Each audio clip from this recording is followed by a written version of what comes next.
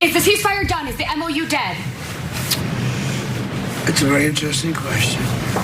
To me, I think it's over. Why are you apparently unable to end the Iran war? I'm number one on the list for killing. They're a little loco. They're a little crazy. Who's a little loco and who's a little crazy? Unfortunately, Trump isn't really engaging in a moment of self-reflection, but nonetheless, the memorandum of understanding, which was supposed to essentially create a path to a peace deal with Iran, appears to be collapsing, completely falling apart. In fact, right before I went live, there were some breaking news stories in regard to some of the strikes that the United States is carrying out against Iran. And it does appear that these strikes are a little more strategic than previous strikes. These are meant to attempt to take control of the Strait of Hormuz. ABC confirms with Trump officials that the new ongoing US strikes on Iran are, yes, bigger than the previous strikes when it appeared the MOU was going to fall apart, but didn't. They're striking coastal radar sites, anti-ship missile sites, and IRGC C2, exactly targets relevant for the Marines to seize Keshem Island or Karg Island in the Gulf. Now, the thinking behind that is it would further cripple Iran's economic well-being. I mean, whatever is left of Iran's economic well-being. But it's unclear whether or not this military strategy would work. If there were a military option available to the Trump administration, to the Pentagon, they certainly would have carried it out earlier. They appear to feel a little more, I don't know, prepared to carry out such a military operation.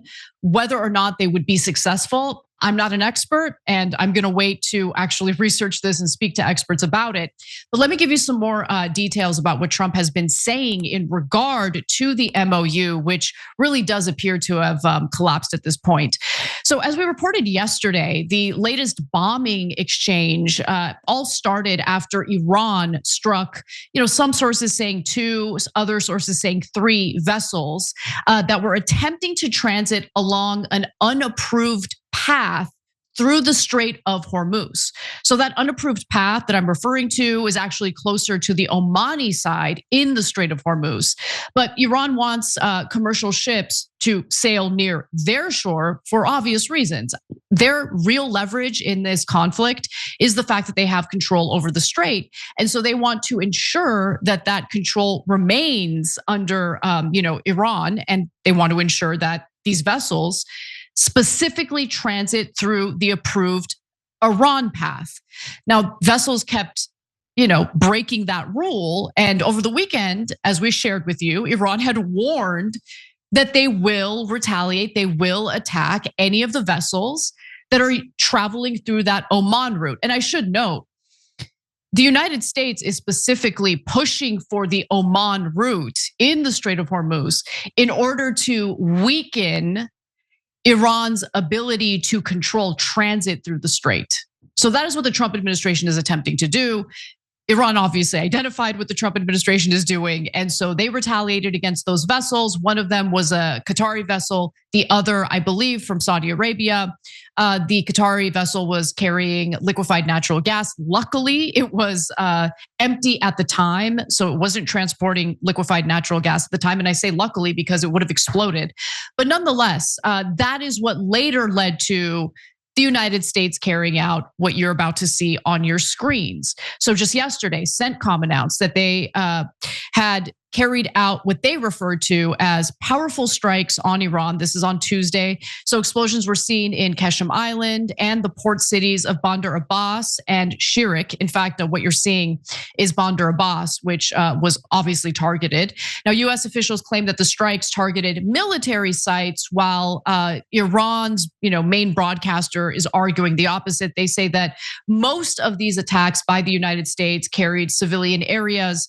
But based on what I'm seeing in regard to the bombings in the port area and all of that, I wouldn't be surprised. The US says that they had 80 targets.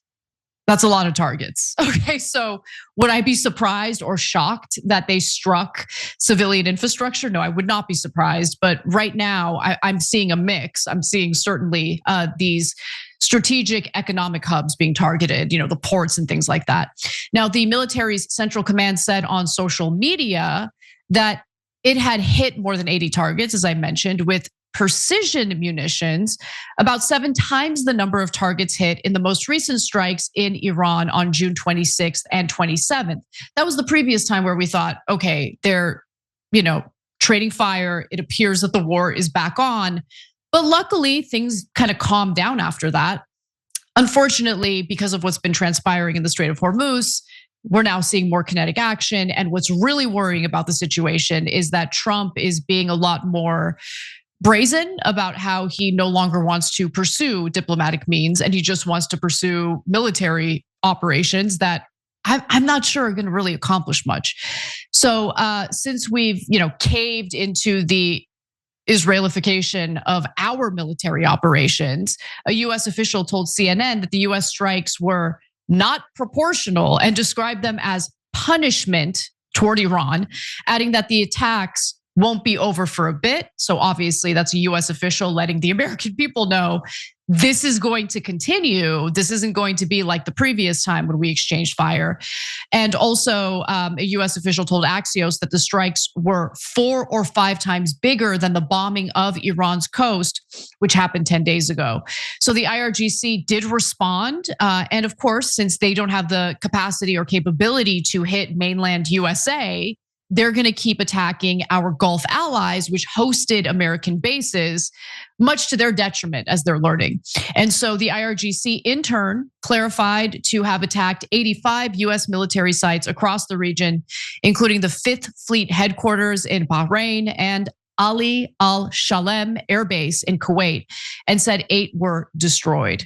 So with all of this context in mind, I wanted you guys to know the finer details of this story. Like what happens with that M.O.U. that the United States and Iran signed on June 18th? Well, here's what Trump had to say. Is the ceasefire done? Is the M.O.U. dead? It's a very interesting question. To me, I think it's over. I don't want to deal with them anymore. They're scum. You know what scum is? They're scum. They're sick people. They're led by sick people. And they're vicious, violent people. And if they had a nuclear weapon, they'd use it. Okay, so look, it's really hard for me to take anything that Trump has to say seriously when it was his administration that decided to carry out surprise strikes against Iran in the middle of peace negotiations, not once, but twice. It is hard for me to take Trump seriously when he's calling anyone else scum. Look, Iran has its faults, okay? The IRGC isn't angelic, but I am an American who is represented or supposed to be represented by the American government in a supposed democracy, right? I get it, constitutional republic, but you guys get what I mean. Like we decide who our representatives are, who our senators are based on elections, that's democracy. And we vote for president. And what we have right now is a government that seems far less interested in representing what's in the best interests of Americans. But my point in taking jabs against my own government more than anything is it's my government. It's what we, the people, should feel responsible for to some extent, even though our government is corrupt and doesn't really represent what we want. But like, if you're going to fearmonger or try to drum up support for a war against a country like Iran, it's just a lot more difficult to do it when you refuse to take responsibility over the fact that you bombed a girls' elementary school in the opening salvo of this war on February 28th. You killed 168 little kids and won't even take any responsibility for it, won't apologize for it. You want to talk about scum? And look, Trump also bitched and moaned about how, Iran allegedly has an active assassination plot against him, which, by the way, has been a talking point by Benjamin Netanyahu without providing a shred of evidence. So clearly Netanyahu's in his ear. But hold on, are we now saying that it's immoral to assassinate world leaders, President Trump? Because isn't that literally what you did to Iran? So I think the biggest issue I'm having right now, and it's not just indicative of the Trump administration, it is now so normalized in our federal government, in the executive branch, That like we never stop and have a moment of self-reflection. We never stop to think about the consequences of our actions, the concept of blowback. I don't want to act like Israel. I don't want to act like we're innocent angels and others hate us for no reason other than they're jealous of us. They're so jealous of us. No, that's like lunatic talk. Anyway, and look, if you ask me, and we're gonna have Trita Parsi on later in the show, and I definitely want to ask him about this. I don't think there was ever a good faith attempt at forging ahead with a peace deal. And the reason why I genuinely don't believe it, and I have the evidence to prove it, is because JD Vance like handed it to me on a silver platter. All you have to do is listen carefully to what they tell us. They tell us exactly who they are. So believe them. Here's JD Vance. So I think what the president has told us to do is use this MOU to sort of refill the world's oil economy. Yeah. To refill some stocks and then to see where the hand is. You hear that? So the MOU was never about, taking one closer step to a possible peace deal. It was never about that. It was about the fact that the United States and Israel were, and probably still are, running out of missile interceptors. It was about the fact that the global economy was about to collapse. And President Donald Trump knew that we were quickly running out of our strategic oil reserves, petroleum reserves. It was always about the fact that the Trump administration needed a little bit of wiggle room, a little bit of breathing room, if you will, to charge up a little bit, like a cheap iPhone battery, like just try to recharge and get ready for more kinetic action. It was never about peace. That's my view of this. And I'm honestly sick of being played for a fool, okay, by our own government. They're lying to us. We were never prepared to enter this war to begin with. It was a dumb war to begin with. But I don't think that the Trump administration could have continued on without that pause in fighting. But now it seems like they feel emboldened to continue the war. And that appears to be what's happening as we speak. Now, even though the war is being reignited, Trump believes that the United States already won. So let's take a look at that. Why are you apparently unable to end the Iran war? So I think we're doing just the opposite. The Iran war has been a tremendous military success. And, I can only answer the question by saying they're not going to have a nuclear weapon. Look, they have no military left. Their air force is gone. As I said, their ships are gone. 159 ships are gone. They're at the bottom of the sea. Their radar is gone. Everything's gone. So when you say not a success, it's a tremendous success. The fake news likes to say how well they're doing. They're doing terribly. They want to make a deal, but they don't know how to make a deal. And then they go around shooting ships at night. I don't like that. They're dealing with very fine people. They're dealing with Steve Witkoff. They're dealing with Jared Kushner and J.D. Vance. And they're dealing with Marco and Scott. They're dealing with great people. But I don't know. I think they're a little loco. They're a little crazy.